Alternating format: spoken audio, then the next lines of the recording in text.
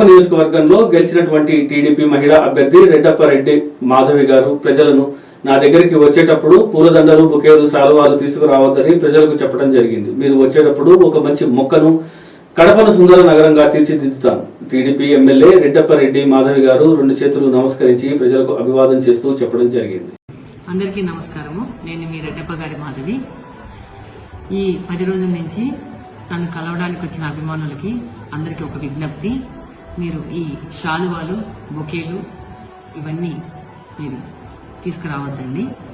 ఎందుకంటే దానివల్ల మీ యొక్క డబ్బు ఖర్చు అవుతుంది. మీకు ఏదన్నా తీసుకురావాలంటే ఒక మొక్కను తీసుకురండి. మా ఎన్నికల మేనిఫెస్టో ప్రకారము కడపను గ్రీన్ కడపగా తయారు చేయాలనేది మీ యొక్క సహకారం కడపను గ్రీన్ కడపగా చేయడంలో వాడుకుంటామని విజ్ఞప్తి చేసుకుంటున్నాను.